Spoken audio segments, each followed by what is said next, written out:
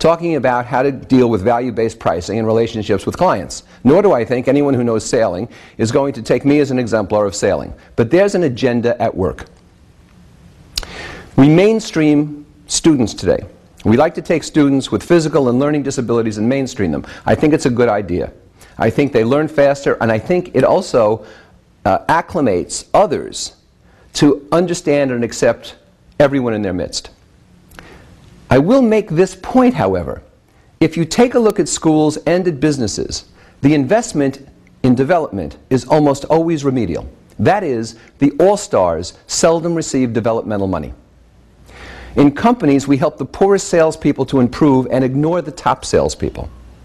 In schools, in the old days, as my son is fond of saying, there used to be two classes, a class with higher grades and a class with lower grades, so that the higher level, a higher achieving class could be taught at a faster pace. You would never get away with that today. Oh, I know there are honors courses and gifted students. One school I know in New Jersey has something like a 65% rate of gifted students. Why? Because you get more federal money that way. Could 65% of their population be gifted? I doubt it. What's the definition of gifted? We don't invest in all-stars. We invest in remedial help. Society doesn't advance through what the Australians call the tall poppy syndrome, which means that a tall poppy, amidst the rest of the poppies, will be cut down. In the United States, thankfully, if somebody buys a nice car, an exceptional car, a different car, the neighbors with the American dream might well say, that's a nice car. What does that cost? How did you get that? What are the arrangements? I wonder if I could get that. In Australia, they tell me, that car would probably be scratched the next day. Cut down the tall poppy. I don't think we should allow ourselves to live our lives that way. Yet you can see it creeping in. An aspect of this is the terminally self-absorbed. These are the people who drive at 35 miles an hour in the left lane with a cell phone to their ear. And they feel that's their God-given right. And if you honk or you point out they're in that lane going slowly, you're liable to get an obscene gesture. We have the self-absorbed all around us. They have their own personal, private agenda. The person who arrives late at the theater and then takes a phone call.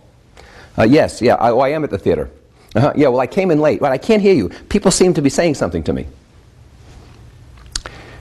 I've seen people in movies and theaters talk to the screen, talk to each other. They tell me it's cultural. It's not cultural. It's rude. It's terminally self-absorbed. People who chat up the clerk while others wait in line. 15 people waiting in line at the post office, and the one at the counter with the only clerk who's not on break is showing pictures of her grandchildren. Pictures of his vacation. We have the terminally self-absorbed. It's as bad as having an agenda. So what do we do about this? The first thing we do is we take accountability. Life has risk. Life has consequences. You cannot legislate it away. You cannot make everyone safe. There's a risk to shoveling snow. There's a risk to driving. There's a risk to eating in an unknown restaurant. There's a risk to travel. You can't legislate it all away. We have to assume some accountability for the natural risk that enters our lives. Secondly, we need selectivity. Unethical, illegal conduct by some does not condemn us all. I'll say that again. Some slime balls don't make us all slime balls. And so we have to be selective and discriminatory. And we can't say because he or she did something like that, we have to restrict all the rest of you in case you might get the same idea. It makes no sense. I think we have to assume that most of us are good people. I think we have to live and cope. If I can't eat peanuts, I should let you eat them. If I can't travel in a certain way, I should find alternative travel. Recently, an airline demanded that 2 passengers and their child leave. The 3-year-old child had gotten on the plane and thrown a temper tantrum of long duration and was on the floor screaming. Couldn't be controlled. The parents were trying but couldn't do it. There was nothing wrong with her other than she was having a temper tantrum. 3-year-olds do this, but this was an excessive one. Well, the airline asked her to leave. You can see the lawsuits coming. They asked the family to leave, and they finally did.